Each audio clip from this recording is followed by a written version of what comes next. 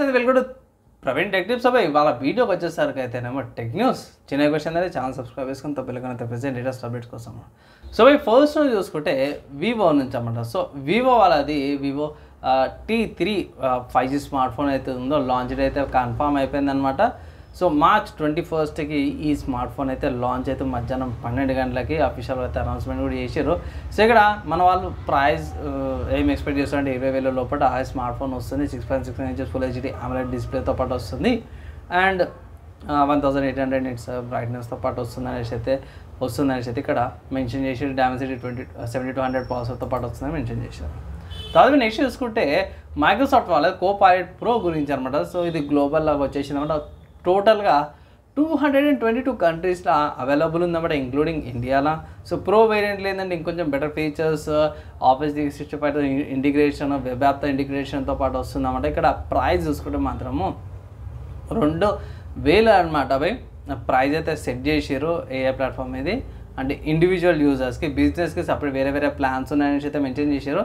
And మిగతా వాటి గురించి అయితే ఎక్కువ అప్డేట్ అయితే ఏం లేదు. మొబైల్ యాప్స్కి, ఆండ్రాయిడ్ యాప్స్కి, ఫ్రీ వర్జన్స్కి ప్రస్తుతం అయితే ఫ్రీ వర్జన్ అయితే అవైలబుల్ ఉంది. అవి ట్రై చేసుకోమని ఒక అప్డేట్ అయితే వచ్చిందన్నమాట. తర్వాత నెక్స్ట్ చూసుకుంటే రెడ్మీ నోట్ 13 టర్బోకి సంబంధించి కొన్ని అప్డేట్ అయితే వచ్చినాయి. మరి లీక్డ్ ఇన్ఫర్మేషన్ అనమాట ఇది.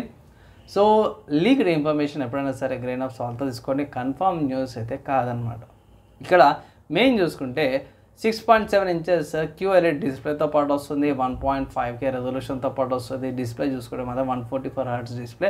అవుట్ ఆఫ్ ద బాక్స్లో మీకు Android 14 వస్తుంది అనేసి అంటారు. So out of the Android 14 అంటే ఫ్యూచర్ ప్రూఫ్ కూడా ఉంటుంది. 6000 mAh బ్యాటరీతో పాటు వస్తుంది ఒక అప్డేట్ అయితే వచ్చింది. నెక్స్ట్ హార్డ్వేర్ సంబంధించిన న్యూస్ చూసుకుంటే మాత్రం ఆసూస్ నుంచి అన్నమాట. సో ఆసూస్ వాళ్ళు అయితే కన్ఫర్మ్ చేశారు DDR5 ర్యామ్స్ ఏవైతే 250 GB దాకా సపోర్ట్ చేసే ఇంటెల్ మదర్ బోర్డ్స్ కనెక్ట్ అయితే తీసుకొచ్చారు బై. సో దేవుడా దండం పెట్టారా, 256 GB ర్యామ్. నాకు 32 GB ర్యామ్ ఉందిరా నాయన, మొత్తంకే వార్తలేరా నాయన అంటే మన వాళ్ళు 256 GB ర్యామ్ తీసుకొచ్చారు. ఏం చేస్తారా అంటే సో మేబీ మరి ఎక్కువ ఘోరంగా వాడేటట్టున్నారు హార్డ్వేర్ని అయితే.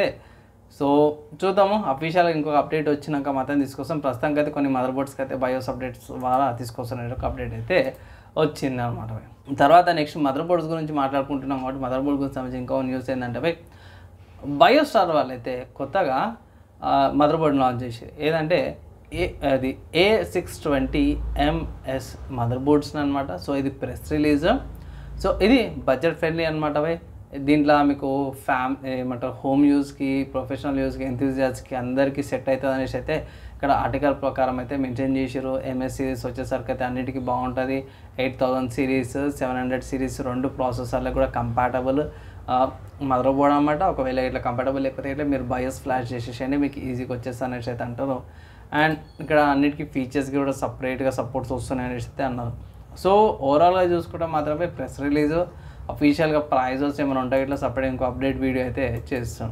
సో మదర్ బోర్డ్ గురించి మాట్లాడుకున్నాం కదా, నెక్స్ట్ గ్రాఫిక్ కార్డులో చూసుకున్నాం. సో ఆసూస్ వాళ్ళది కొత్తగా లో ప్రొఫైల్ గ్రాఫిక్ కార్డులు అయితే తీసుకొచ్చారన్నమాట. So GeForce RTX 3050 BRK series అని. సో BRK అంటే చిన్నగా ఉంటుంది బై, అంటే బ్రిక్ అనేది ఫుల్ ఫామ్ అప్లికేషన్ తెలియదు కానీ సో BRK సిరీస్ అనేసి అయితే ఉంది. సో లో ప్రొఫైల్ పవర్ ఏమో అవసరం ఉండదు. 6GB వేరియంట్ అన్నమాట, కట్ డౌన్ వర్జన్ అనుకోవచ్చు.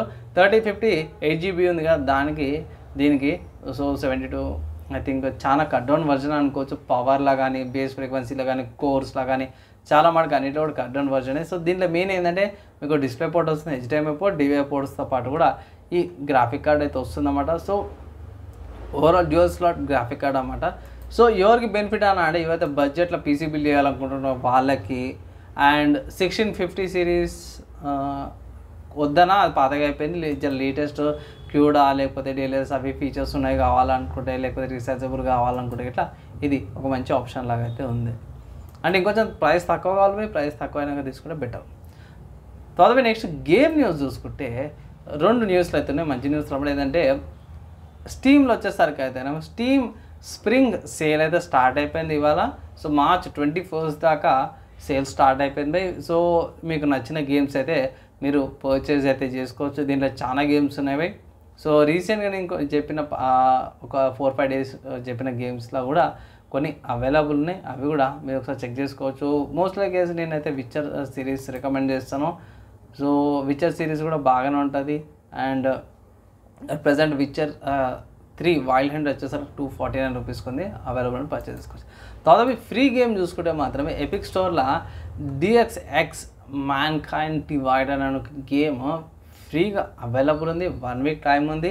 ఈ గేమ్ని పర్చేజ్ చేసుకుంటే మీరు పర్చేజ్ చేసేటప్పుడు క్లిక్ చేయండి, అవైల్ చేసుకునేటప్పుడు 0 అని వస్తుంది. క్లిక్ చేస్తే మీకు మీ ఐడి ఏవైతే లింక్డ్ ఐడి ఉంటుంది, మెయిల్ ఐడి ఉంటుందో దానికి మెసేజ్ వచ్చేసరికి అండ్ మీ లైబ్రరీలో కూడా పర్మనెంట్గా యాడ్ అయిపోతుంది అనమాట. సో ఈ గేమ్ చాలా బాగుంటుంది, మంచి ఏమంటారు రిపీటెడ్ గేమ్ అనుకోవచ్చు, రిపీటెడ్ సిరీస్ కూడా అనుకోవచ్చు అన్నమాట. ట్రై చేయండి, ఫ్రీ గేమే.